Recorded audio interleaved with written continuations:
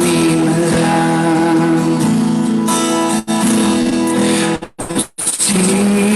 Pusiste mi corazón cánticos de amor. A ti cantaré, mi rey.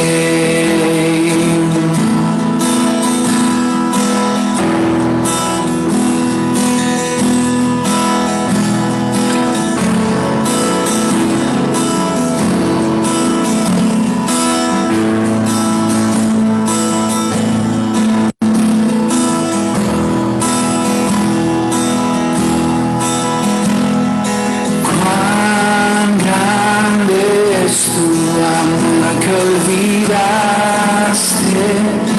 mi transgresión en lo profundo del mar. Tiraste mi maldad.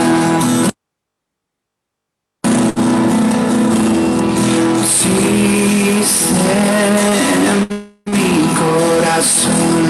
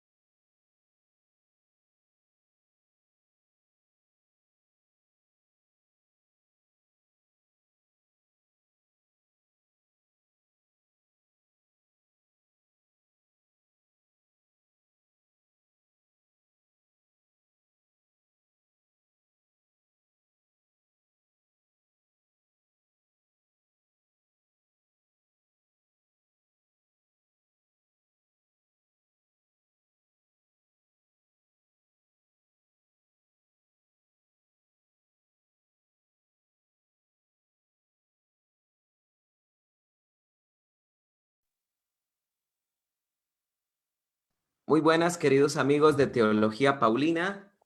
Qué bueno es poder estar con ustedes el día de hoy.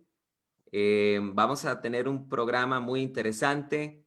Realmente yo que ustedes comparto la enseñanza con alguna persona. Si usted quiere compartir el link de esta enseñanza en algún grupo de Telegram, en algún grupo de Facebook, hágalo porque vamos a estar hablando más o menos una hora de un tema bastante interesante. Hoy vamos a estar hablando acerca de los judaizantes y de sus falsas doctrinas. Y tengo el privilegio hoy de tener como invitado a mi hermano Adán Lozada, que es de España, y ya en alguna ocasión he hablado con él por mensajes, creo que un día por videollamada.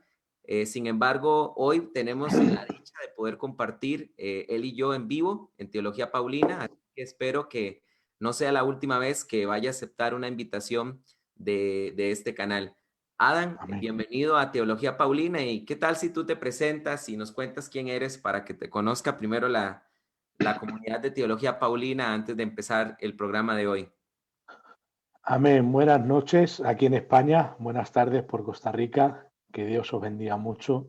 La verdad que es una bendición poder estar con nuestro amigo y hermano José Carlos, porque sabemos que es un hombre que se ha dedicado al estudio de la palabra de Dios, que le encanta hablar de la Biblia y darle la gloria a Jesucristo. Antes de comenzar, algo que decía orando entre nosotros, que, que tengamos claro que Dios se tiene que llevar la gloria, porque él decía que toda vanagloria tiene que ser echada fuera, porque todo lo que tenemos que hacer el cristiano tiene que ser dedicado a la gloria del único y verdadero Dios. Amén. Así que, como dice mi hermano, soy Adán Losada, de aquí de España, gitano, aunque no lo parezca. Por aquí los gitanos no somos como los gitanos de, de Costa Rica, ya me ha comentado José Carlos. Somos un poco diferentes. Tendremos nuestras similitudes, pero quizás somos diferentes a lo que allí me ha contado. Y estamos aquí sirviendo al Señor en la iglesia mi iglesia se llama como se llama la calle, 15 de mayo, porque solo en Madrid hay más de 170 iglesias de nuestra denominación que se llama Filadelfia. Amén.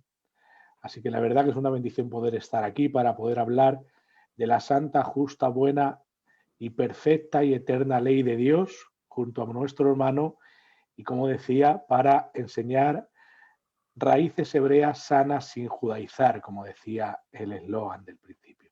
Así que Dios te bendiga, mi hermano, una bendición, muchas gracias por invitarme y ponte al frente de esta batalla. Gracias. Yo quiero pedir en este momento una disculpa porque me estoy dando cuenta que tengo una luz aquí, ¿verdad? Contra la pared, pero el problema es que ahorita en Costa Rica es el atardecer. Entonces el sol se está corriendo. Entonces, bueno, la sombra, la tierra es la que se está corriendo en realidad, y la sombra se va moviendo también, y como casi nunca doy un live a esta hora, no me percaté de eso. Hubiera puesto una cortina o algo así, pero bueno, cualquier cosa me disculpan y ya saben qué es lo que está pasando. Casi siempre doy lives de noche. Eh, Sin embargo, esta hora hemos escogido porque ahorita donde Adam ya son las 11 de la noche, pasadas de las 11 de la noche. Entonces, más bien, agradecemos mucho a nuestro hermano Adán que nos dio este espacio para compartir con nosotros. Quiero saludar rápidamente a las personas que nos están escuchando. Vean ustedes, nos están escuchando desde Ecuador. Nos está enviando un saludo Cerón. También nos están escuchando. Betty Romero dice que nos está escuchando desde Sydney, Australia. Y hay hermanos que nos están escuchando, la verdad, de todas partes del mundo, así que les enviamos un fuerte abrazo y esperamos que esta enseñanza de hoy vaya a ser de mucha bendición. Bueno, ¿de qué vamos a hablar el día de hoy, queridos hermanos? Hoy vamos a compartir, vamos a estar hablando de 4 temas. Vamos a estar hablando con respecto a, por supuesto, doctrinas que tienen que ver con los judaizantes, cosas que los judaizantes enseñan. Y vamos a estar hablando hoy sobre si los gentiles, cuando nos convertimos al Mesías, si tenemos que guardar Shabbat, si tenemos que circuncidarnos. Vamos a estar hablando sobre si la ley sigue vigente en el nuevo pacto, la ley de Moisés. Y vamos a estar al final compartiendo una imagen que me llegó hace poco de un libro de la secta judaizante, Gozo y Paz. Voy a poner una foto ahora de algún documento que ellos tienen, que me enviaron, donde ellos aseguran que los gentiles, cuando se convierten al Mesías, dejan de ser gentiles. Entonces, todo esto lo vamos a estar analizando. Yo sí quiero decir de antemano que hablando un poco con nuestro hermano Adán, obviamente estamos de acuerdo en estos 4 puntos. Sin embargo, tal vez los argumentos no serán los mismos. Eso sí quiero aclararlo, pero esto va a ser muy bonito porque va a enriquecer, ¿verdad? Tal vez las razones por las que Adán crea tal cosa, yo tal vez tendré como un acuerdo con él en el punto, pero tal vez no en algunos argumentos y igual él. Y eso no está mal, eso está muy bien porque más bien nos va a enriquecer y vamos a aprender cada uno del otro. Entonces, Amén. vamos a compensar con el tema. Yo quisiera preguntarle a Dan y después tal vez podría yo opinar y en el siguiente tema yo podría empezar y después a Dan tal vez reforzar. Pero yo quisiera empezar a Dan, que empecemos hablando del Shabbat. Los judaizantes insisten en que nosotros los gentiles tenemos que guardarlo. Si tú estuvieras frente a un judaizante y tuvieras que explicarle por qué razón nosotros los gentiles no guardamos Shabbat, ¿qué le dirías? Nosotros siempre, y esta es la lucha eterna, es que los judaizantes consideran el sábado como algo absolutamente moral. Ujú. Y aunque reconocen su sentido ceremonial, no le dan tanto énfasis como nosotros. Nosotros vemos que en el Nuevo Testamento no se nos ordena de nuevo guardar el sábado y no es algo que se le imponga incluso a los gentiles en el capítulo que trata sobre el concilio, el primer concilio en Jerusalén. Y sin embargo se le imponen, no se le imponen, se les da de deberes otras cosas para no dividir la comunidad judía de la gentil en el libro de los Hechos. Pero vemos que la palabra de Dios nos enseña que el sábado guarda una relación ceremonial con Dios. El sábado, celebrar el sábado es una celebración y por eso es ceremonial, no es guardar un mandamiento como el de no adulterarás o no matarás o asesinarás según las condiciones hebreas en que tomamos la escritura. Y el sábado vemos como es algo ceremonial, es una celebración que recuerda que Dios es el creador de todas las cosas. Porque al principio se tenía diferentes dioses en la cabeza y acerca de quién era el creador la gente que luchaba. En algunos lugares al creador le llamaban Baal, en otros lugares le llamaban Marduk, también dicen que era el dios creador, y que éste derrotó a todos los dioses. Después de que él crease todas las cosas, la gente se rebeló con él, con Marduk. O sea, eso es mitología, ¿vale? Pero esto quiere decir que el sábado hacía ver a la gente que quien guardaba el sábado que Dios estipuló era el creador. Entonces es una celebración. Y para nosotros la Biblia nos enseña que todo lo que tiene que ver con lo ceremonial se cumple en Cristo. La Biblia dice que nadie juzgue en comida o en bebida o en días de reposo, en luna nueva. Dice todo lo cual es sombra de lo que ha de venir. Pero el cuerpo es de Cristo, dice la palabra de Dios. O sea, la revelación de todas las sombras antiguo testamentarias es Cristo. Por eso Cristo en su sacerdocio de Melquisedec hace que el pacto antiguo levítico quede anulado para establecer este último, el pacto de Melquisedec. No tiene que ver con anular la ley, que luego tocaremos esos versos leyendo los versos si es necesario tranquilamente. Entonces, Cristo ha sustituido todas esas leyes ceremoniales, incluyendo el sábado. La Biblia dice que Cristo es nuestro reposo, en Él cesamos de nuestras obras. Entonces, lo que nosotros creemos, nuestra denominación y todos aquellos que no guardamos el sábado, es que el sábado es algo que tiene que ver con lo ceremonial, lo cual en Cristo, que todo eso es la sombra, lo cual en Cristo culmina y acaba con la revelación de su reposo, o como la Pascua, dice la Biblia que Cristo es nuestra Pascua. Por eso no se nos ordena en el Nuevo Testamento guardar la Pascua, porque Cristo es nuestra Pascua. Entonces, en cuanto a todo lo ceremonial, la respuesta iba a ser más o menos encaminada a este lugar.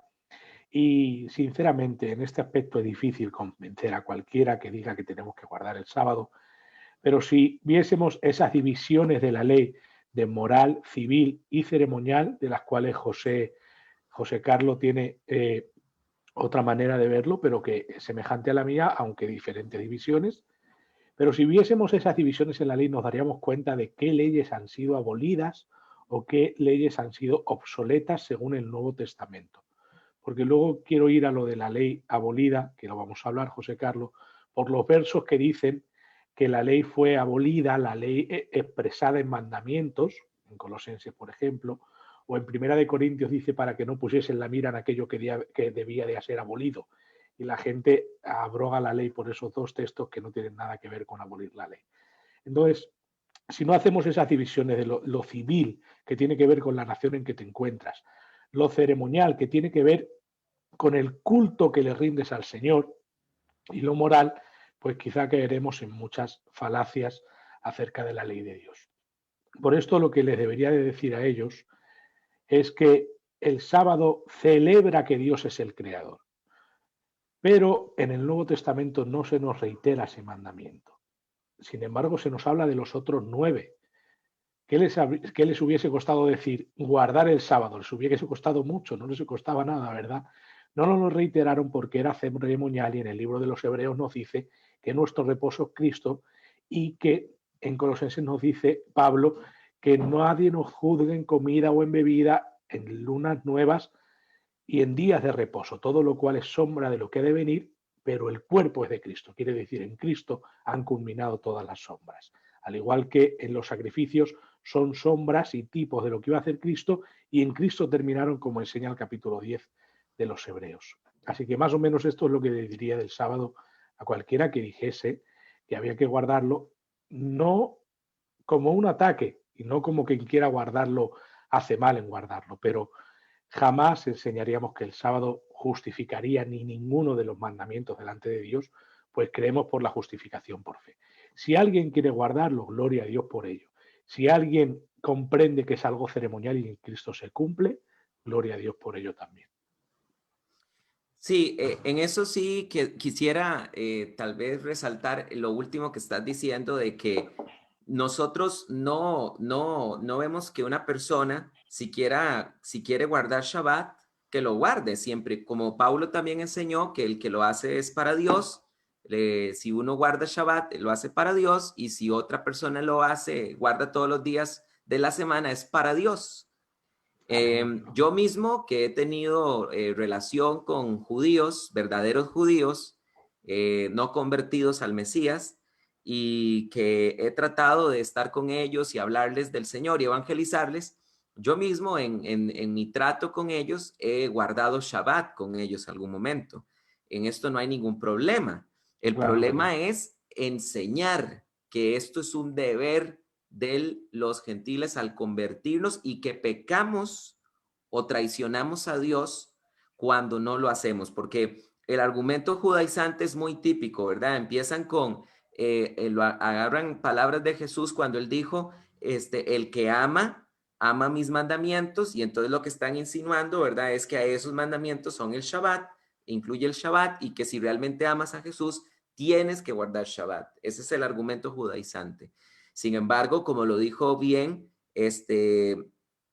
nuestro hermano Adam, esto es una cuestión ceremonial que ya no tiene parte en el Nuevo Testamento. Entonces, porque obviamente entendemos que, como decía nuestro hermano Adam, hay un verdadero Shabbat, que es Jesús.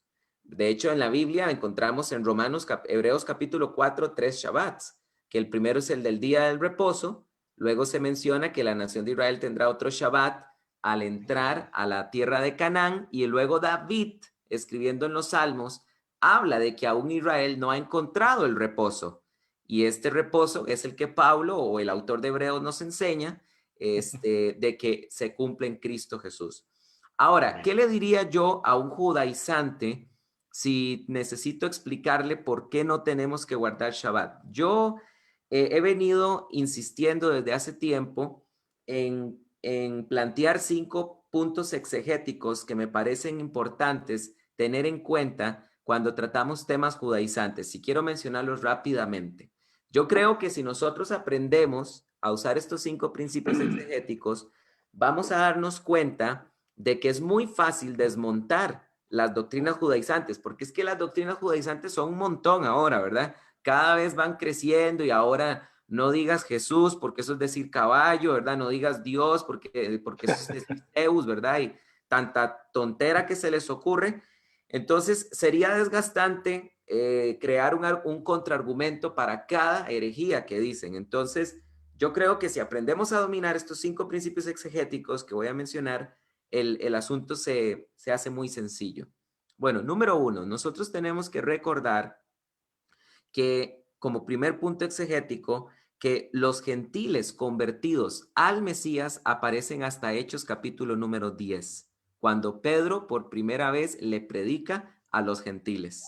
Esto es muy importante entenderlo. Esto no quiere decir que no hubieran gentiles que siguieran a Jesús o que hubieran tenido un encuentro con Jesús durante su ministerio. Por ejemplo, encontramos a la mujer sirofenicia. Encontramos en Hechos, en los evangelios, un registro de que griegos fueron a buscar a Jesús. Pero el nuevo pacto, dentro del nuevo pacto, la primera vez que se le predica a gentiles y ellos reciben el Espíritu Santo es a partir de Hechos 10.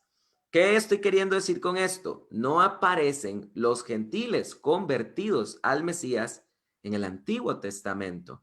Entonces, es necesario que cuando nosotros estamos discutiendo estos temas, sean el Nuevo Testamento el que dé la última palabra. Por ejemplo, lo dijo bien nuestro hermano Adam, no, el Nuevo Testamento en ninguna sola parte dice los gentiles convertidos al Mesías deben de guardar Shabbat. Entonces, es el Nuevo Testamento el que tiene que tener la última palabra. Ahora, es importante recordar que dentro del Nuevo Testamento, segundo punto exegético, dentro del Nuevo Testamento hay alguien que fue constituido como apóstol de los gentiles y es el apóstol Pablo. Pablo es el que nos enseña a nosotros cómo debemos comportarnos como gentiles al convertirnos al Mesías. Y Pablo rápidamente quiero leer, dijo lo siguiente en Hechos capítulo 15, versículo número 16. Pablo dijo esto: para ser servidor de Cristo Jesús a los gentiles, oficiar como sacerdote el evangelio de Dios, para que la ofrenda de los gentiles llegue a ser agradable, santificada por el Espíritu Santo. Pablo enseña, el mismo Jesucristo, trabaja, ministra como un sacerdote que nos enseña a hacer una ofrenda agradable y santificada por el Espíritu Santo. Entonces, es el apóstol de los gentiles el que nos debería decir si debemos guardar Shabbat o no. Tercer punto, para no quitar mucho tiempo. Es importante recordar que entre las 13 cartas de Pablo, la carta en la que mejor él explica su doctrina es Romanos. Esto lo digo porque muchas veces hay algunas cosas que Pablo dice que son difíciles de interpretar. Pero cuando nosotros tenemos una idea clara de la doctrina de Pablo en Romanos, que es su doctrina más sistemática, es fácil entender aquellos pasajes que parecen un poco ocultos o difíciles de interpretar de Pablo. Cuarto punto, es importante que un discurso teológico tenga más peso que pasajes aislados y fuera de contexto. Por ejemplo, en Hechos capítulo número 10, el apóstol Pedro predicó por primera vez el evangelio de los gentiles. Y ustedes van a ver que en esos versos, desde el 36 al 46, que fue la predicación de Pedro a los gentiles, donde ellos recibieron el Espíritu Santo, usted no va a ver que en ningún momento ellos les hable de casa de Judá, ni el encuentro de casa de Efraín, ni nada de estas cosas. Quinto punto, es necesario no aceptar doctrinas implícitas, no podemos aceptar doctrinas implícitas e imponerlas como regla de conducta en la fe cristiana. Esto es importante. Si tenemos que guardar algo como gentiles, debe estar explícito. No podemos aceptar doctrinas implícitas.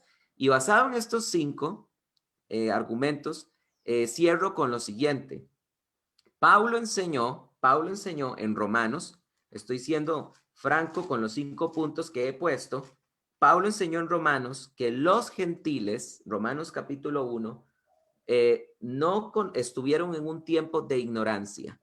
Cuando Pablo le enseña a los gentiles que los gentiles no tenían la Torá, y Pablo enseña que ellos tuvieron que aceptar el testimonio de la creación, Pablo enseña esto de forma muy tajante. Y tenemos que entender esto. Pablo enseña que los gentiles desde el pasado no conocían estas reglas ceremoniales y Pablo nunca nos pidió que las guardáramos. Por lo tanto, los gentiles no guardamos Shabbat por esta razón. No sé si nuestro hermano Adán quisiera mencionar algo relacionado con esto que dije. No, claro, acerca de todo lo ceremonial, el libro de los Hebreos es una exposición espectacular acerca de que todo lo ceremonial, toda la sombra de lo ceremonial de la ley ha sido cumplido en Cristo y el propósito de toda esa sombra era llegar al verdadero y el verdadero es Cristo. Por eso el libro de los Hebreos comienza a decir Cristo es mayor que los profetas, Cristo es mayor que los ángeles, Cristo es mayor que el sábado, Cristo es mayor que el templo, Cristo es mayor que Moisés, Cristo es mayor que los sacrificios, para hacernos ver que todo lo ceremonial, lo que tenía que ver con lo ceremonial, con lo ritual, con el culto, ha cambiado porque ahora la forma de acercarnos a Dios, ya no es por medio de leyes, ya no es por medio de sacrificios, ya no es por medio de sangre, ya no es por medio del sacerdocio levítico, sino por un sacerdocio eterno en el cual ya no hay sombras, todo es verdadero. Y el sacerdocio es el sacerdocio de Melquisedec, del cual forma parte nuestro Señor Jesucristo. Entonces, todas las sombras a las que alguien te llegue, por ejemplo, hay gente que las leyes dietéticas, por ejemplo, si las leyes están en Levíticos. ¿Y por qué te nombran las leyes dietéticas en Levíticos? Porque en Levíticos es todo lo que tiene que ver con el culto sobre todo. Entonces, si tú eres impuro, no puedes participar del culto. Por eso decimos que las leyes dietéticas en Cristo ya han sido obsoletas. Porque ahora no tenemos que estar puros externamente para entrar en el templo. Ahora dice la Biblia que nos podemos acercar al trono de la gracia confiadamente, limpias nuestras conciencias y purificadas, verdaderamente, para entrar con regocijo delante del trono de la gracia y hallar oportuno socorro. Entonces, en cuanto a todo lo ceremonial, es fácil ver en la palabra de Dios que Cristo es el cumplimiento de todas las sombras. Claro, y aquí es interesante porque, hermano, aquí una persona, Johan López, escribe lo siguiente. Dice, al guardar el sábado, estamos entrando en el descanso del Señor. Y reconociendo que Él es creador del cielo y de la tierra, al no guardarlo seríamos como cualquier otra iglesia. No habría diferencia entonces.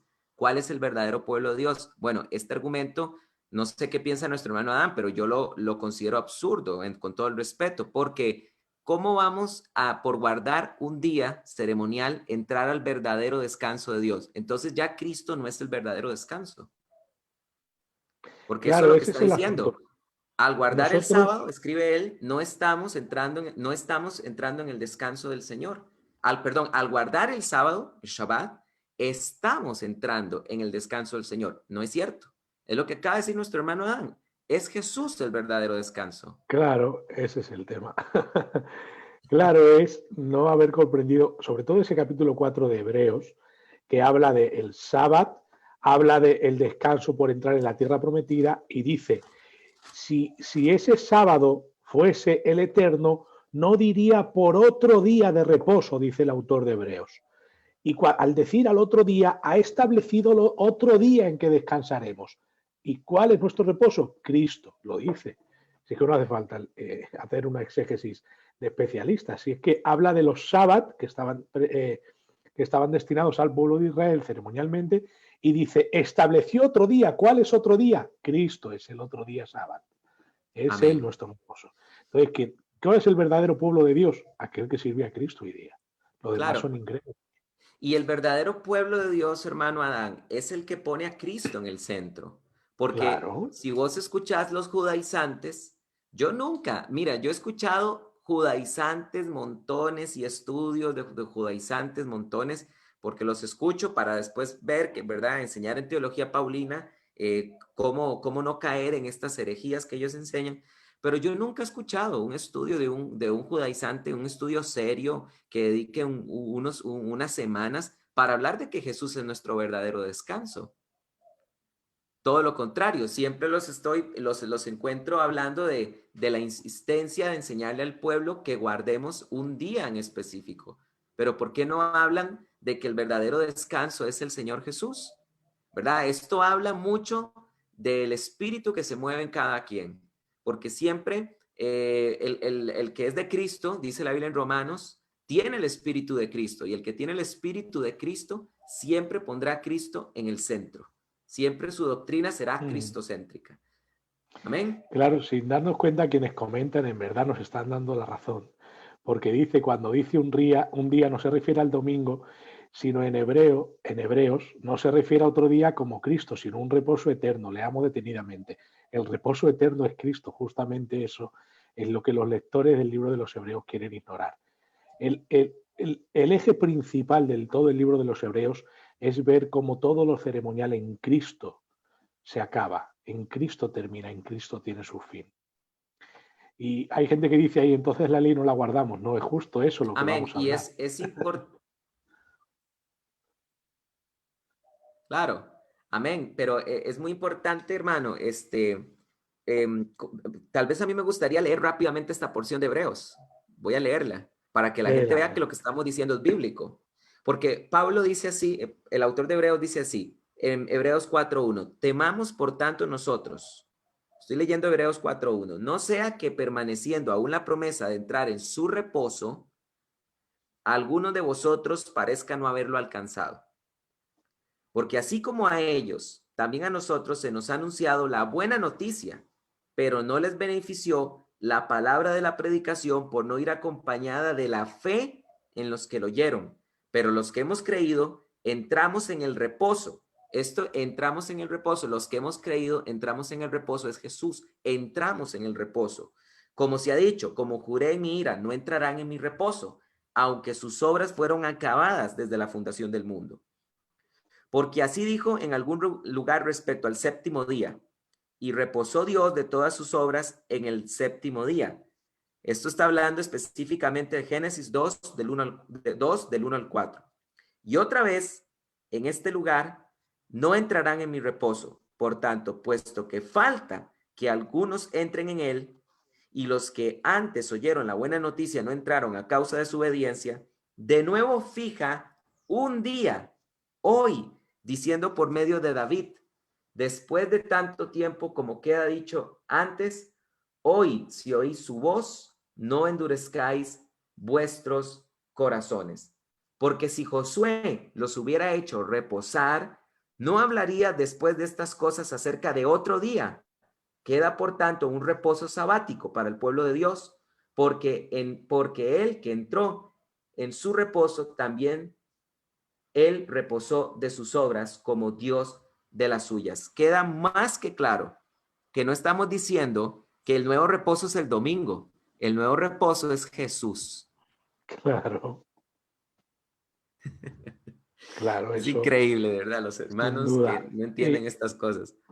No, otra de las cosas que vamos a tratar, porque deberíamos desarrollar el tema, porque hay hermanos que dicen que los mismos judaizantes, dicen de los judaizantes que hoy salen, que enseñan leyes talmúdicas y hay una mezcolanza para justificar su mala interpretación, que no está en la Torá. Es verdad que hay, los judaísmos de hoy día son muy falsos, no tienen nada que ver con un judaísmo bíblico, ni que tenga que ver con la Torá. Y es que de eso hoy vamos a hablar unas cuantas veces, como a veces Pablo, hablando de leyes que se abolían o se destruían o quedaban obsoletas o no mandaba a guardar, en realidad se refería a tradiciones de ancianos que luego vamos a ir nombrando leyendo la palabra de Dios.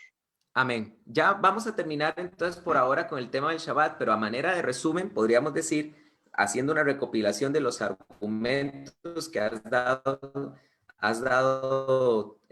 tú y he dado yo, podemos decir que ¿por qué no guardamos Shabbat? Porque el cumplimiento era nada más una sombra de lo que estaba por venir. Número 2, porque el apóstol de los gentiles nunca nos lo pidió y es falso que el apóstol de los gentiles enseña que los gentiles estuvieron en un tiempo de ignorancia. Esto es muy importante entenderlo porque ahí tratan de decirnos, ¿verdad?, de que se guardó Shabbat, los gentiles guardaron Shabbat, los pueblos gentiles guardaron Shabbat antes de Jesús. No hay un solo registro en el Antiguo Testamento que diga eso. Pero, ¿qué tal, hermanos? Si pasamos brevemente al segundo tema, creo que para ya después entrar al tercero, que es el tema de la ley. Y con respecto a la circuncisión, ¿debemos circuncidarnos o no? Bien, respecto a la circuncisión, este tema yo creo que es mucho más sencillo que el sábado, porque Pablo dice, por ejemplo, dice, sabéis que el que se circuncida está obligado a guardar toda la ley. Y ahora, yo os digo que me deis un verso donde diga que quien se circuncida está obligado a guardar toda la ley. ¿Dónde está esa obligación? Y hemos hablado de las tradiciones judías. En la tradición, ya sabéis que después de las deportaciones comenzó el tiempo de las sinagogas y de los maestros orales, sobre todo porque muchas partes de la ley pues no tuvieron acceso a ellas, estuvieron incluso escondidas, perdidas y no tenían acceso a ellas. Entonces comenzaron a formularse leyes y tradiciones orales. Hay una tradición oral y una ley de conversión, un acercamiento a Dios que le llaman los judíos aliyá. Y por eso cualquiera que hoy judaiza en cualquier país, los judíos verdaderos se ríen de ellos. Pero literal, a mí me lo han dicho judíos porque también tengo amigos judíos, como nuestro hermano José Carlos, yo también tengo amigos judíos, y me lo han dicho, dicen, lo que hacen no tiene nada que ver con el judaizar y la Torá, porque son inventos los que se hacen. Y es verdad, es una mezcolanza que no tiene nada que ver con la Torá. Es verdad, nosotros también lo entendemos eso, porque ya nos han avisado judíos, no lo sabríamos sin ellos, eso está claro. Y hacer aliyá es conversión a la ley. Para convertirse a la ley, una de las cosas que tenían que hacer era circuncidarse. Y el que se circuncidaba había hecho conversión a la ley y estaba obligado a guardar todos los mandamientos de Dios. Por eso, cuando le dicen a Pablo, algunos dicen que Pablo predicaba que la ley había sido anulada. Eso es una mentira grave. Pablo nunca predicó que la ley había sido anulada. Cuando a Pablo se le tacha de eso, es porque Pablo no quería hacer que los gentiles judaizaran. Y de hecho dice que a uno de sus discípulos más cercanos, con todo, no se le obligó a ser circuncidado. Y cuando le dicen que a Pablo está enseñando a apostatar de Moisés, esto no quiere decir que le esté enseñando a no guardar la ley de Dios. No quiere decir eso. La aliyá es conversión a la ley de Moisés.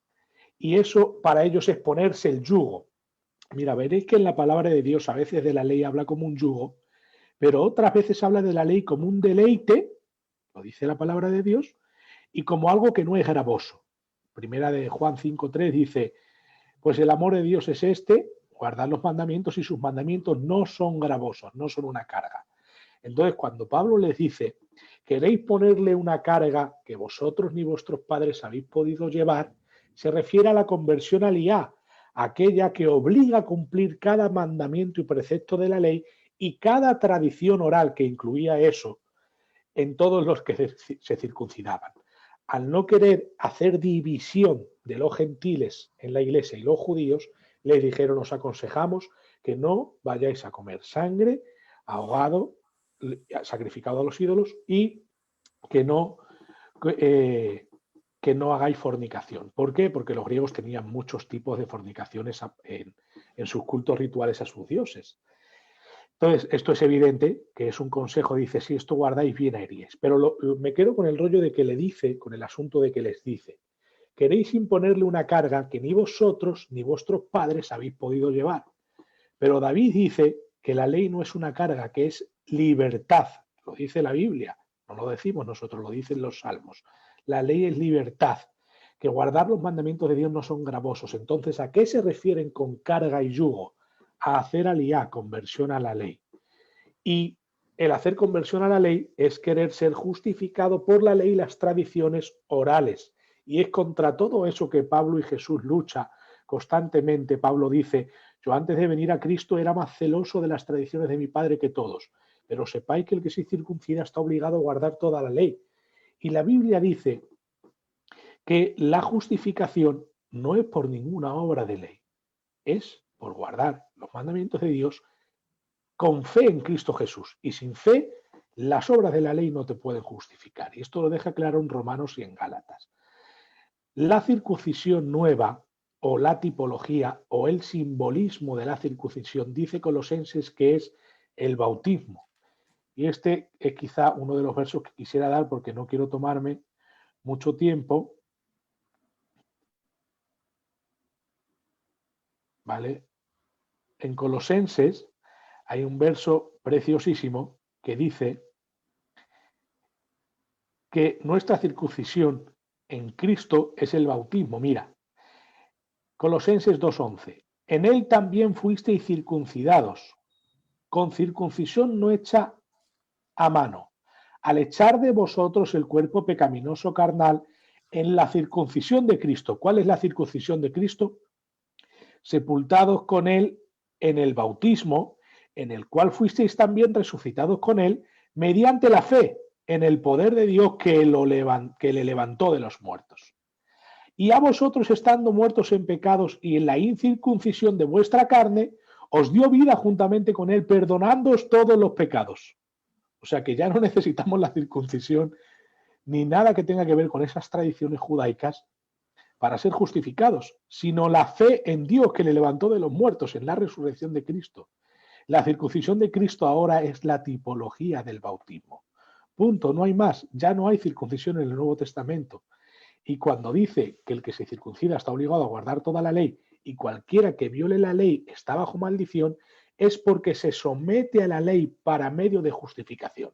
Entonces les dice Pablo, si te circuncidas tienes que cumplir toda la ley. Y si ofendes un punto, eres un maldito porque estás en maldición. Pero si es de fe, ya no es de ley. Y si es de ley, no es de fe, dice el libro de los Gálatas. Quiere decir que la ley no justifica, sino la fe en Dios. Entonces, circuncidados y poniéndonos bajo el yugo de la ley, haciendo aliyá, ley aquí no comprender solo los mandamientos de Dios, ley he dicho que es la Torá y las tradiciones de ancianos, tantas tradiciones de ancianos que dijeron que para ellos la pusieron a la altura de la Torá y si la violabas estabas pecando igual.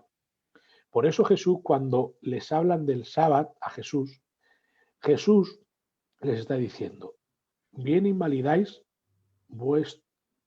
con vuestras tradiciones de ancianos los mandamientos de Dios. El sábado es para el hombre y no el hombre para el sábado. Estáis dando la vuelta a la tortilla en este asunto. Estáis malinterpretando incluso el sábado con vuestras tradiciones de ancianos. Y Pablo está queriendo decir lo mismo en el libro de Gálatas, si te das cuenta, en el primer capítulo dice, yo era más celoso que vosotros de las tradiciones de ancianos, de las tradiciones de mi padre. Pero ahora me he dado cuenta que la circuncisión nada es, ni la incircuncisión, sino la fe que obra por el amor. O como dicen Colosenses también, la circuncisión nada es ni la incircuncisión, sino el guardar los mandamientos de Dios. ¿Te das cuenta que parece contradictorio que diga el que se circuncida está obligado a guardar toda la ley, pero a la vez digan Corintios, ni la circuncisión ni la incircuncisión vale algo sino el guardar los mandamientos de Dios? Eso quiere decir que él no quería obligar a judaizar a nadie. De hecho, él mismo regañó a Pedro porque Pedro inculcó a los gentiles judaizar. Y les dijo, ¿por qué enseñas a los gentiles a judaizar? Pedro, por hacer apego a los judíos aún de una manera más estrecha, les decía a los gentiles que judaizasen. Y Pablo le regañó y le dijo, no hagas eso. Pero si tú sabes que circuncidarse y judaizar es una esclavitud, ¿por qué le quieres imponer de nuevo el yugo? Déjales que sean libres en Cristo. ¿Te das cuenta como mismo Pablo está regañando a otro apóstol de muy alta autoridad para decirle, no les hagas judaizar? Nosotros tenemos a Cristo, ya no necesitamos la circuncisión. Y esa es sobre todo la lucha de Pablo en el libro de los Gálatas. La justicia por la circuncisión, la aliyá, tradiciones de ancianos y la sujeción a la ley para ser justificado. Y ahí es donde Pablo nos enseña, ningún gentil tiene que ser circuncidado, ni aun Tito, creo que dice Tito, porque Timoteo sí fue circuncidado, creo que dice Tito, porque no lo recuerdo bien, dice, ni aun Tito con todo, y estar con nosotros constantemente, no fue obligado a circuncidarse. Entonces, nadie era obligado a circuncidarse, todo lo contrario. Quien hacía eso, que lo hizo Pedro, por dejarse llevar por los judíos para sentir apego, Pablo le regañó y le dijo, no obligues a los gentiles a judaizar. O sea, que mi argumento, más que argumento, es simplemente, os digo, leer el libro de Gálatas y vais a ver cómo una vez tras otra Pablo tira todas las murallas de la circuncisión. Y mirar lo que la circuncisión significa en el Nuevo Testamento. es la circuncisión en el corazón, es la fe en Cristo Jesús, la fe en Dios que le levantó de los muertos y el bautismo en agua, que es tipo de la circuncisión. Quiere decir, el que se bautiza tiene la señal de que ha creído en Dios. ¿Cuál es la señal pública que el cristiano hace para decir, reconozco a Cristo como mi Salvador? El bautismo. ¿Cuál es la señal pública antigua que los que querían seguir a Dios hacían? Circuncisión. Ahora, ¿cuál es la señal? Bautismo. Por eso hace una tipología con sombra y cumplimiento aquí. La circuncisión de Cristo, el bautismo es la señal. Simplemente. Así que para no seguir robando tiempo y que mi hermano también exponga su parte, termino recitando de nuevo dos versos de Pablo, uno de Corintios, otro de Gálatas. La circuncisión y la incircuncisión nada es sino la fe que obra por el amor. La circuncisión y la incircuncisión nada es sino el guardar los mandamientos de Dios. Así que, Claro. hermano, tome su Gracias, tiempo. hermano, por tu respuesta. Me parece muy valioso tu argumento del bautismo, que es la señal de introducirse en la fe del Mesías. Por eso es que en Hechos capítulo número 10, cuando los gentiles se convirtieron al Mesías y descendió sobre ellos el Espíritu Santo, Pedro no dijo que se circuncidaran, Pedro dijo que se bautizaran. Eso lo encontramos en Hechos capítulo 10, cuando Pedro dice, ¿puede alguno de nosotros negar el bautismo a estos que han recibido el Espíritu Santo de la misma manera que nosotros? Entonces es muy importante entender que esa señal, esa liturgia que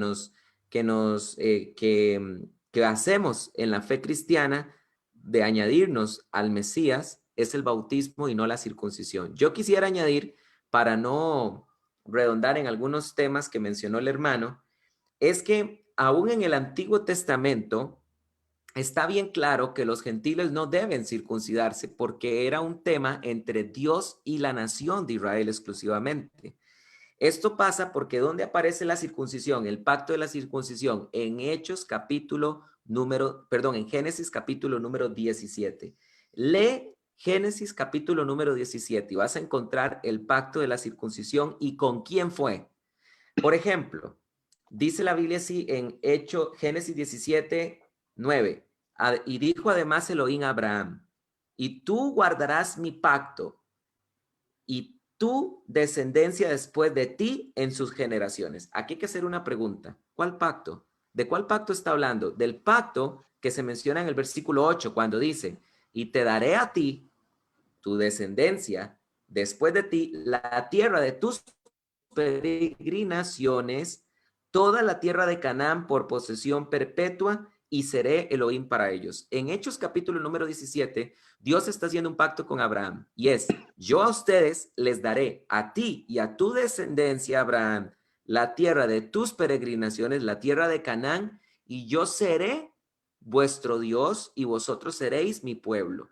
Y la señal de ese pacto que Dios está haciendo específicamente con Abraham es la circuncisión. Entonces dice el versículo 10, este es mi pacto que guardaréis entre vosotros, yo y vosotros, y tu descendencia después de ti. Y tu descendencia, vean que no es con cualquier descendencia en la sangre, sino, no es con cualquier descendencia, sino en la descendencia de Abraham en la sangre, porque dice, y tu descendencia después de ti, que todo varón entre vosotros sea circuncidado. Circuncidaréis la carne de vuestro prepucio y será por señal del pacto entre vosotros y yo. Pero vean qué interesante esto, porque cuando Dios le está dando este pacto a Abraham, dice la Biblia lo siguiente, y Abraham dijo a Elohim, ojalá Ismael viva delante de ti.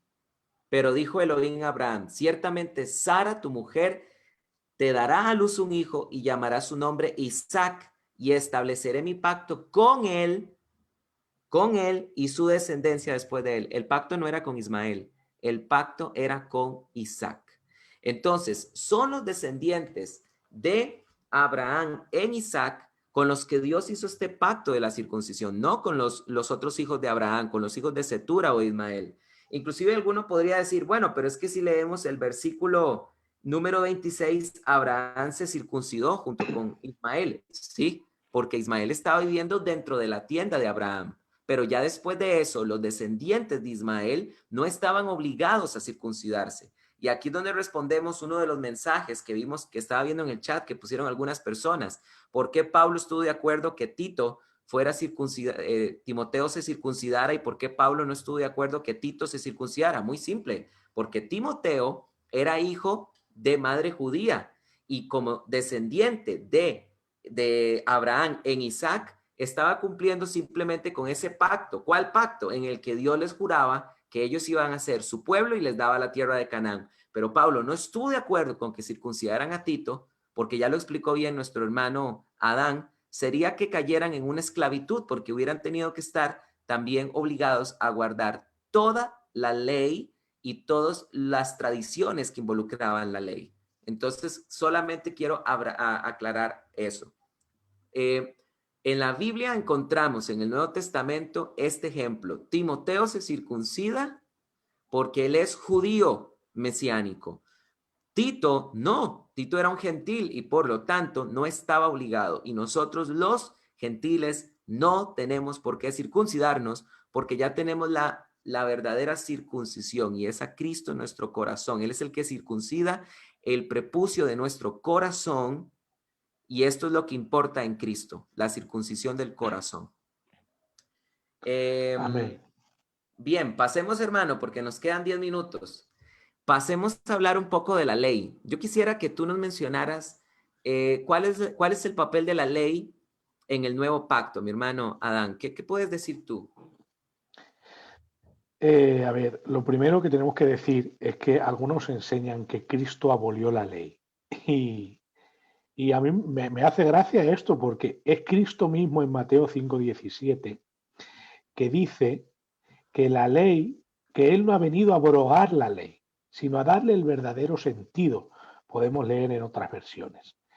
Y cuando Cristo dice, oísteis que fue dicho, mas yo os digo, esto entre los judíos, entre los maestros, entre los rabinos, quería decir, habéis dicho hasta ahora esta interpretación de la ley, yo os voy a decir esta interpretación real. Eso es lo que quiere decir. Entonces, Cristo no vino a abrogar la ley, pero la abrogó sin querer. La abolió sin darse cuenta, ¿no? Ese es el argumento de quienes dicen que Cristo abolió la ley. Pero la palabra de Dios no dice que Cristo abolió la ley. Mira, quiero ir a 2 versos, aunque me gustaría tocar eso de la circuncisión, porque dicen que extranjeros se circuncidaban. Claro, los extranjeros que vivían con ellos, claro que se circuncidaban, hermano, pero no todos los extranjeros que vivían en el mundo. Que eso, ahí ha habido unos cuantos comentarios que me gustaría contestar, pero bueno. Pero me gustaría que ya tirásemos a estos versos que ahora os voy a decir en Colosenses, ¿vale? Esperaros un segundo.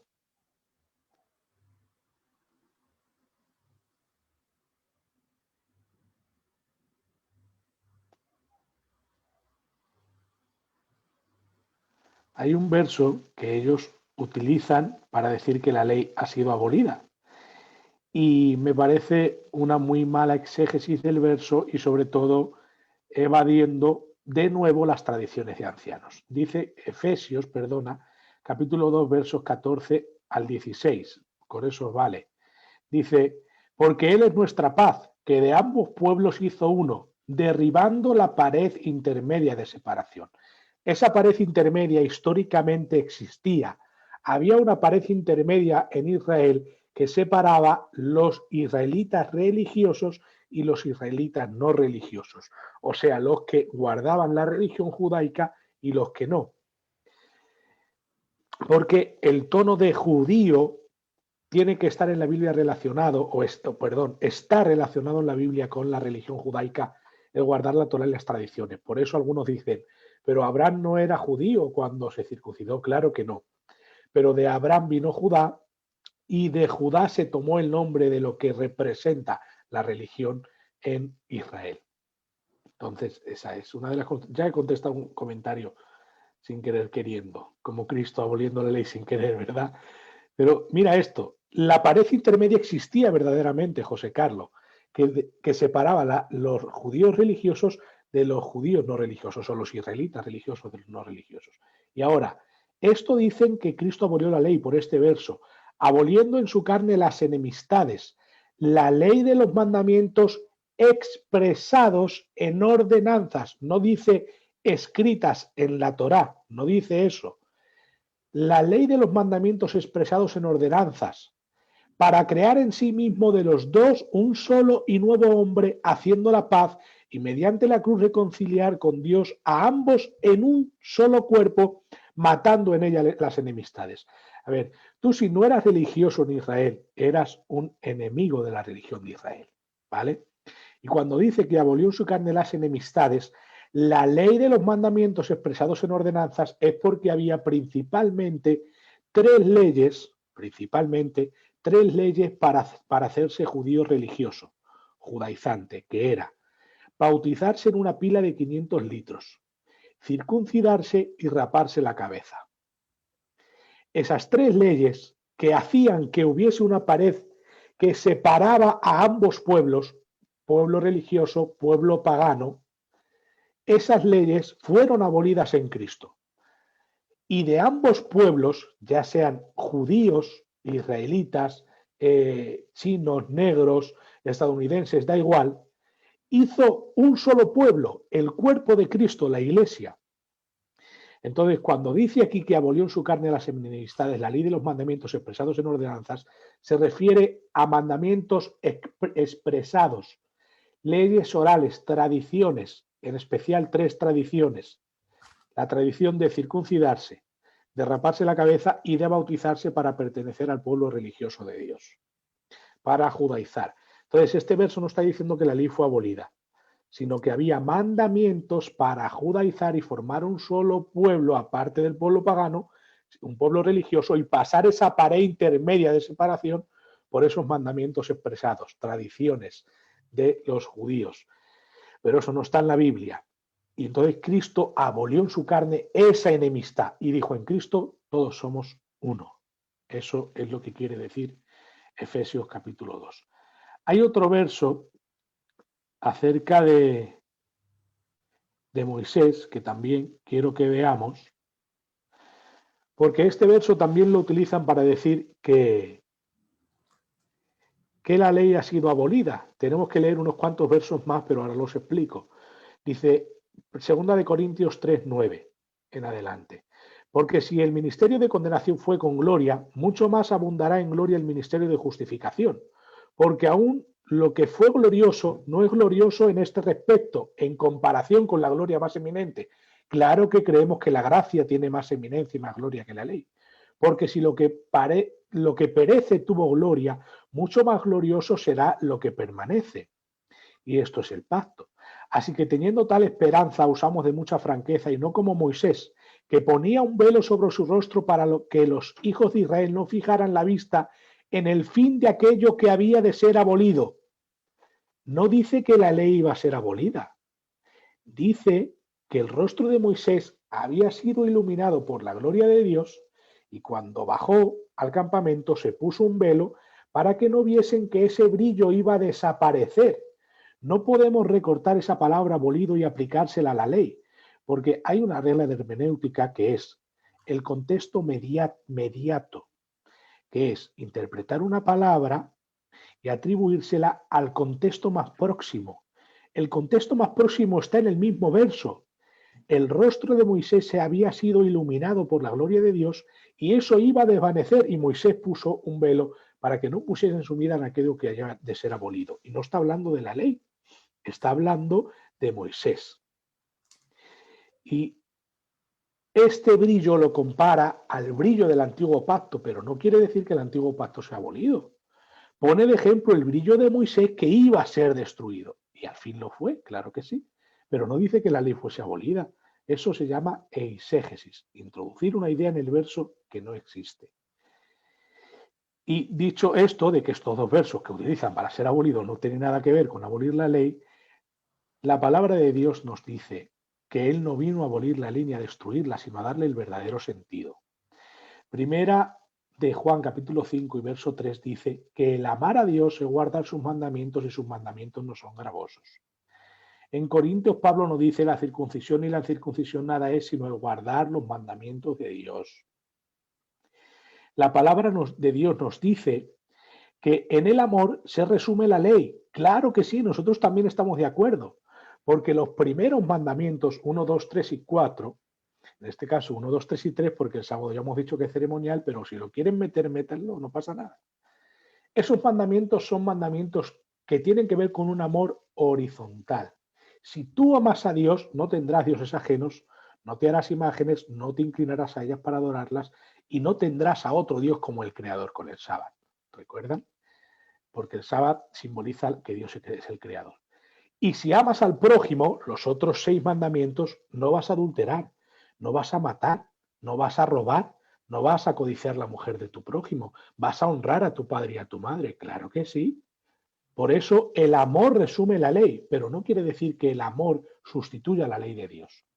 La Biblia habla que este es el argumento de nuevos, que dicen que la ley ha sido abolida, del nuevo pacto, la teología del nuevo pacto, dicen que la ley de Cristo ha sustituido la ley de Dios. Vamos a ver, la ley de Cristo es la ley de Dios. Eso, mira, eso lo podemos ver en el libro de Santiago, ¿vale?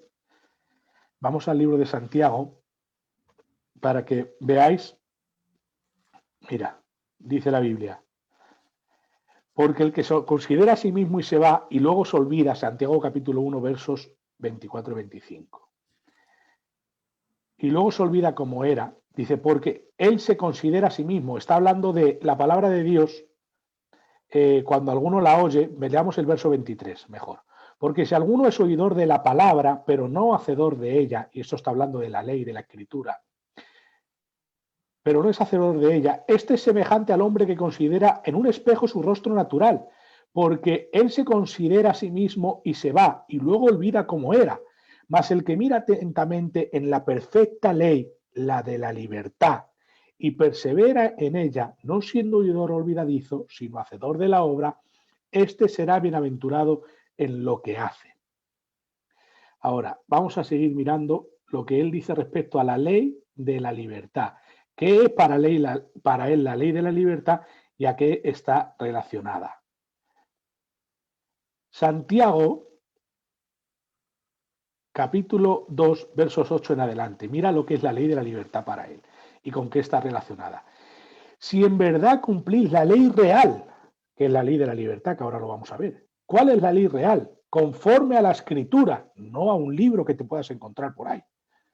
¿Vale? Conforme a la escritura, amarás a tu prójimo como a ti mismo. Bien hacéis, pero si hacéis acepción de persona, cometéis pecado y quedáis convictos por la ley como transgresores. Porque cualquiera que guardare toda la ley pero ofendiere en un punto se hace culpable de todos. Porque el que dijo, mira esto, no cometerás adulterio también ha dicho no matarás. Ahora bien, si no cometes adulterio pero matas, ya tenés transgresor de la ley.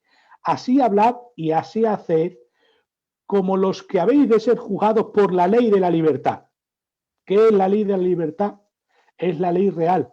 Es amar al prójimo como a sí mismo, y no solo amar al prójimo como a sí mismo, porque el que dijo ama a tu prójimo, también dijo no adulteres, y también dijo no mates.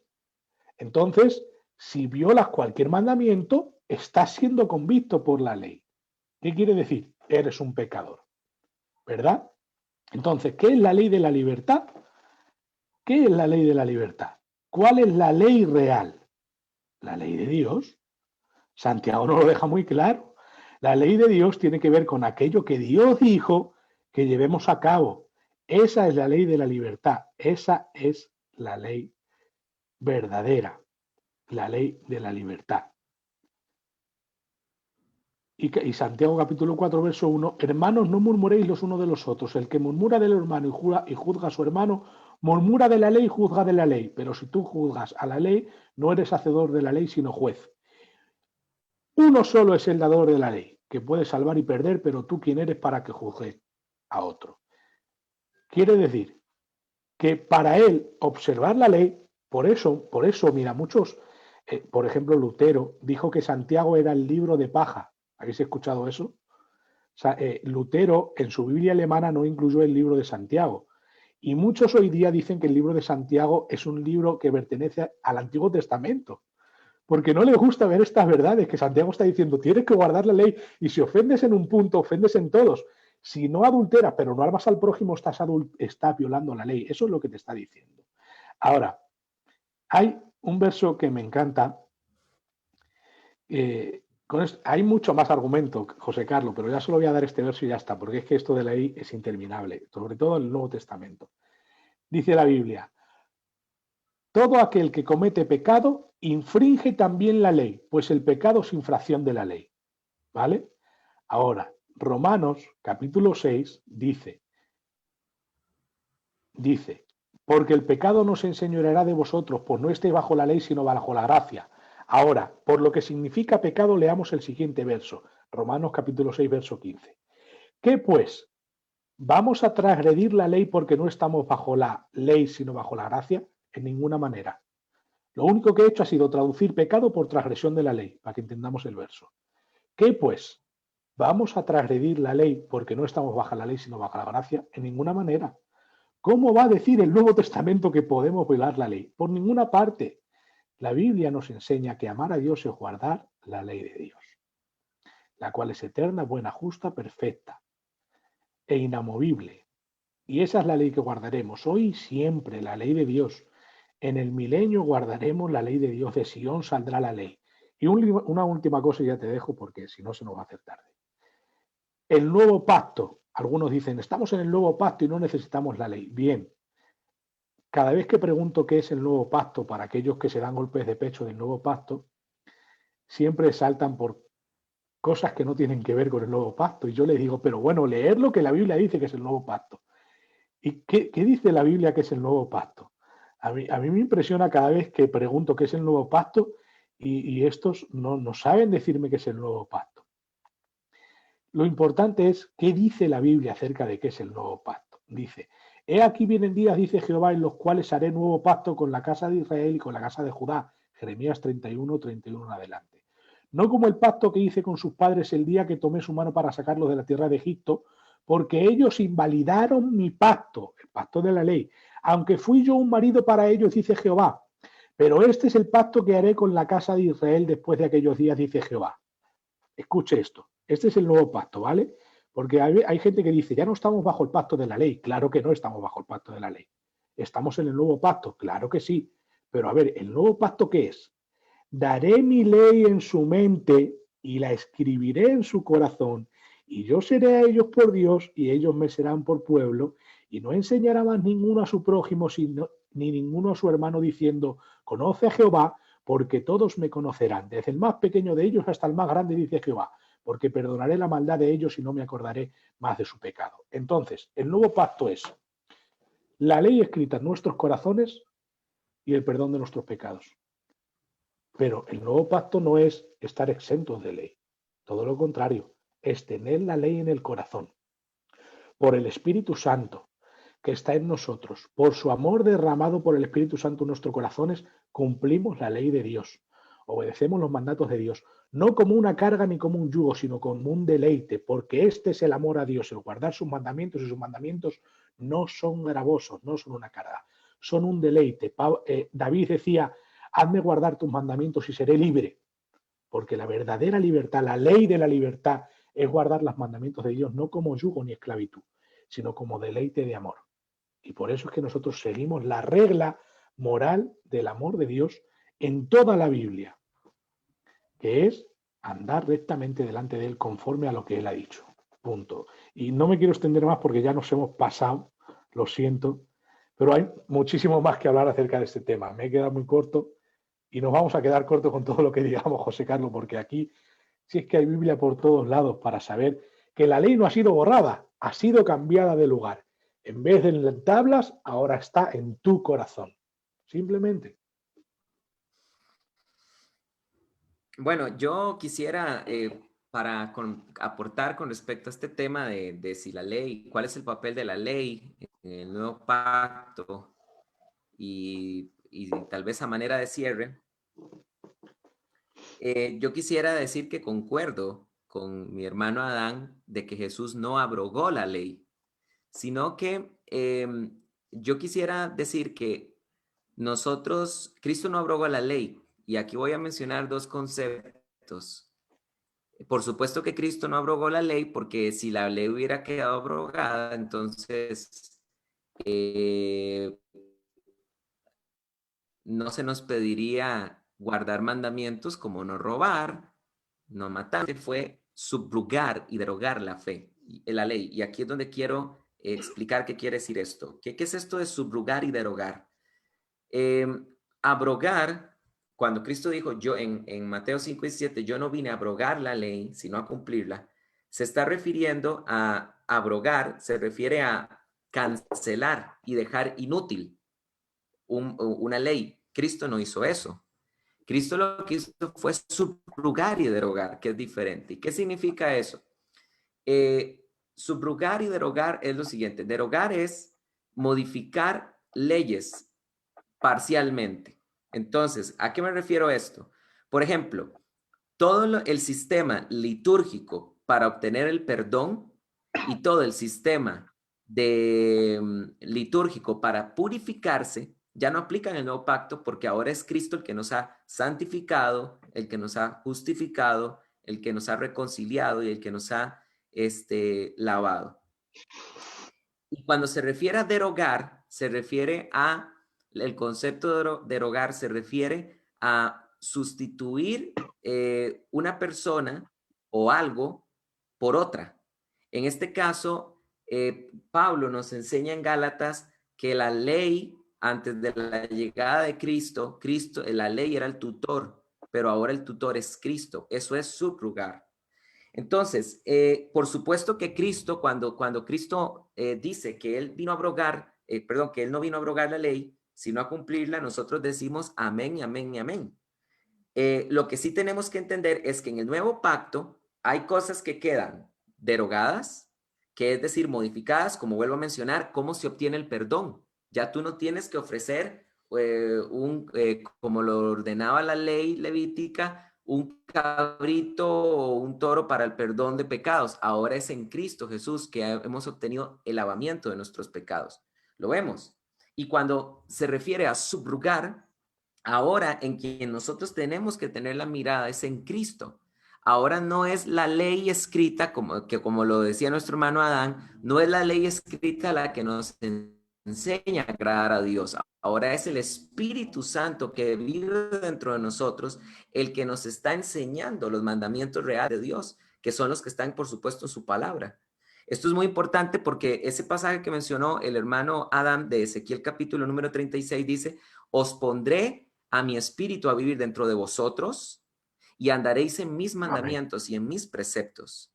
Entonces, ahora ya no es la ley escrita la que nos enseña a guardar estos mandamientos que traen libertad y que agradan a Dios. Ahora es el Espíritu Santo el que nos lo recuerda. Es el papel del Espíritu Santo en nosotros.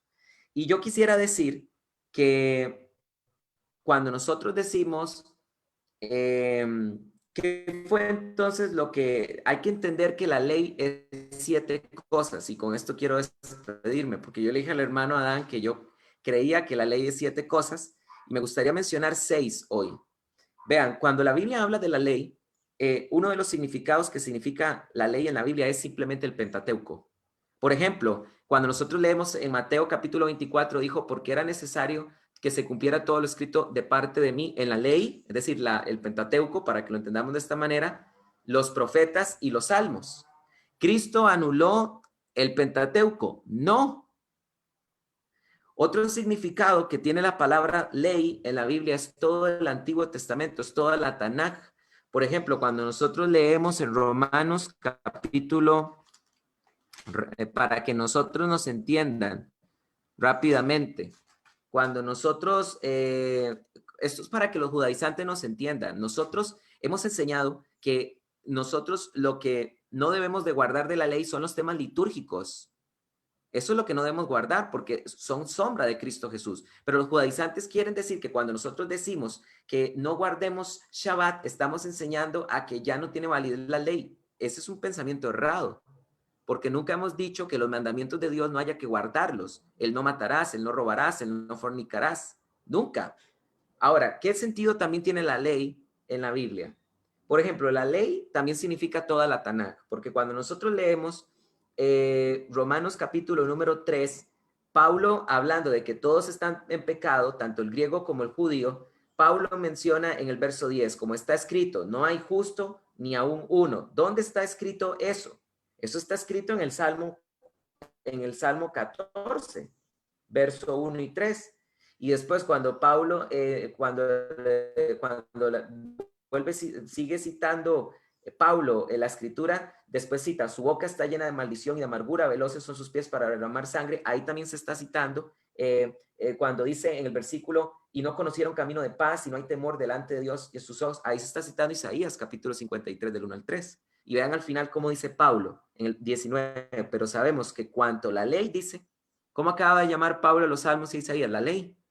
¿Anuló Cristo Isaías? ¿Anuló Cristo los salmos? No. En tercer lugar, la ley también es un sistema de justicia que mencionó ahora el hermano Adán. Lo mencionó brevemente, pero no dijo el pasaje. Yo quisiera leerlo rápidamente. La ley era un sistema de justicia para alcanzar la salvación también. Y eso fue lo que Cristo le puso fin. Porque la Biblia dice en Levítico 18:5, observaréis mis estatutos y mis decretos. Y pues el hombre que haga estas cosas, ojo, hacer obras, el hombre que haga estas cosas vivirá por ellas, yo Yahvé. Y eso es lo que Pablo dice que trae condenación cuando yo quiero guardar la ley como un sistema de justicia y un sistema de salvación. Eso era lo que traía tropiezo y eso fue lo que Cristo le puso fin. Porque precisamente Gálatas, Pablo, citando específicamente ese pasaje de Levítico 18:5, dice Pablo lo siguiente. Dice Pablo en Gálatas capítulo número 3, dice él, dice, sabed por tanto que los de la fe, estos son hijos de Abraham, y la escritura proveyendo que Dios declara justos a los gentiles por la fe, anunció de antemano la buena noticia a Abraham, en ti serán benditas todas las naciones. De manera que los que son de la fe son bendecidos con Abraham el creyente, porque todos los que son de las obras de la ley están bajo maldición, como está escrito, maldito todo el que permanece en las obras de esta ley, y todo el pueblo dirá amén. Versículo 11, y es evidente que por la ley nadie es declarado justo delante de Dios, porque el justo por la fe vivirá. Pero dice Pablo en el 12, pero la ley no es por fe, sino que el que haga estas cosas vivirá por ellas. Acaba de citar Pablo otra vez Levítico 18:5. Entonces, Cristo lo que le puso fin fue a ese sistema de justicia mediante mandatos. El que quería alcanzar la salvación y la justicia guardando estos 613 mandamientos, se acarreaba maldición, porque el que solo quebrantara un solo mandamiento, se convertía en transgresor de todos ellos. Cristo le puso fin a eso. Y ahora es en Cristo Jesús que y es por la fe que nosotros alcanzamos la justificación. Ahí terminó. Eso sí le puso fin Cristo.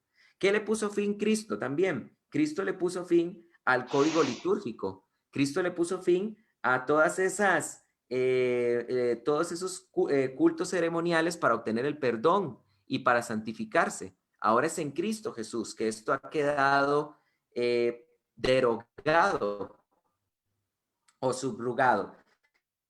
Pero, por ejemplo, la ley también es un código moral. ¿Cristo le puso fin a eso? De ninguna manera. El no darás falso testimonio contra tu prójimo.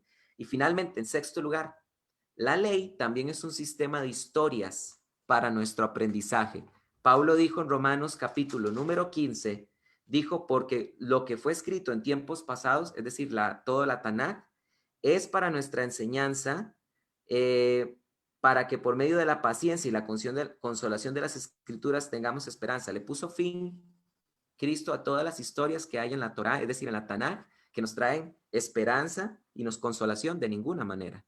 Entonces, lo que estamos queriendo decir es que Cristo nunca abrogó la ley, pero el tema de lo que es cómo obtener el perdón y estas cuestiones ceremoniales que tenían que ver con purificación y con cuestiones propias para Israel, eso en Cristo Jesús cambió, pero nunca estamos diciendo que los cristianos no debamos guardar los mandamientos de no robarás, no matarás y todas estas cosas. Con esto termino. Amén. Yo, hermano Adán, no sé si quieres decir algo más para despedirnos. A ver, la verdad que yo no tenía tiempo.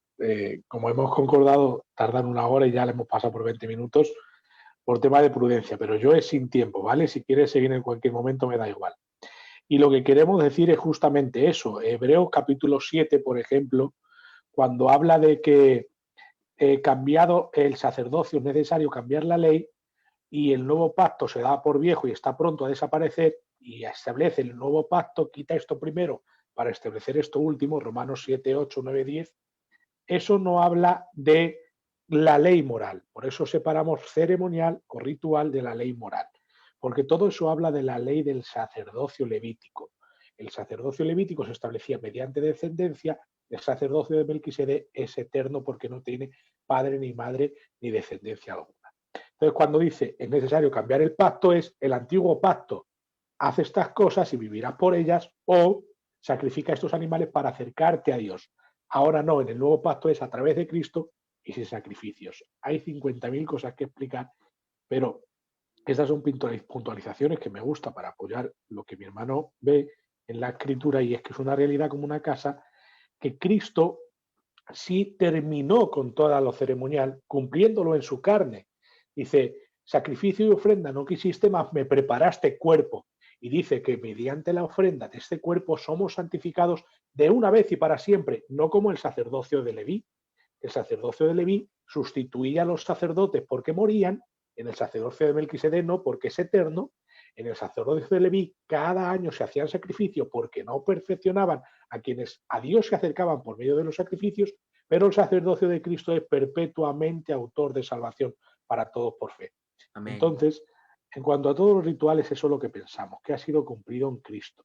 Y en cuanto a todo lo moral, vemos que el Nuevo Testamento, por ejemplo, no nos enseña, no nos dice ni una vez, no puedes tener relaciones sexuales con tu hija ni con tu nieta. Alguien lo sabe porque el Espíritu Santo te revela moral, verdad. Pero en el Antiguo Testamento, en las leyes de castidad, nos habla de que no puedes acostarte con tu hija, ni con tu nieta porque es la mujer de tu hijo, ni con, ni con, tu, ni Prima. con la mujer de tu hijo tampoco, o sea, estás descubriendo la desnudez de un familiar. Entonces, hay cosas que en el Nuevo Testamento no vemos y en el Antiguo sí, y no hace falta ser un experto en moral para darse cuenta de lo que la Biblia dice literalmente y claramente. Entonces, por eso todo lo que se escribió para nuestra enseñanza fue escrito, como ha dicho nuestro hermano. El Antiguo Testamento es algo que debemos mirar para ser enteramente perfectos delante de Dios, lo dice la Biblia. Toda escritura es útil para enseñar, redarguir y preparar enteramente al siervo de Dios para que sea perfecto delante de él. Y eso, sin duda, es la ley moral de Dios. Hay mucho que hablar, pero José Carlos, sinceramente, nos tiraremos como otra hora más solo tratando este tema porque hay mucha Biblia. Hermano Adán, tenlo por seguro que en algún momento te voy a volver a invitar para que compartas alguna enseñanza con nosotros. Ha sido un tiempo bastante especial. Ya son las 12 y 22 de la noche en tu país, en España. Y ya te De digo verdad que que nosotros no tenemos tiempo, no pasa nada, ¿eh?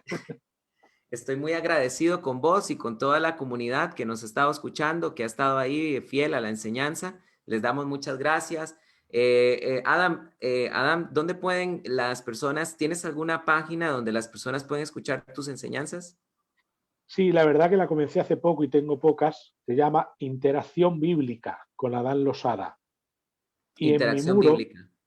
también pueden ver hace poco el vídeo que hice, ese que interpreté verso por verso lo que Jesús estaba diciendo, porque algunos por aquí, Uri Budi, decía que si Cristo modificó la Torá, que eso no se puede hacer según en la misma Torá. Y tiene razón, es que Cristo no modificó la Torá, la interpretó como se debe interpretar. Y eso lo doy en ese vídeo de 28 minutos que doy, que salgo con un jersey amarillo para que reconozcan cuál es. Cuando vayan a mi muro lo verán el jersey amarillo ahí resaltando. Vean ese vídeo que explico esos versos. Muy bien, entonces pueden encontrar al hermano Adán en Interacción Bíblica para que apoyen su página que está comenzando también. Y Hermano, ¿sí vas a decir algo? En YouTube también, Adán Losada. También. Ok, y en YouTube como Adán Lozada. Hermano Adán, muchísimas gracias a ti, gracias a las personas que nos escucharon hoy. Esperamos que esta enseñanza haya sido de mucha bendición y nos vemos mañana a las 7 de la noche en el estudio de Génesis que estamos estudiando. Recuerden, 7 de la noche, hora de Costa Rica, estudio del libro de Génesis. Queridos hermanos de Teología Paulina, Dios los bendiga y que tengan mucha paz, que estén bien. Hasta luego. Muchas gracias por la invitación. Dios te bendiga.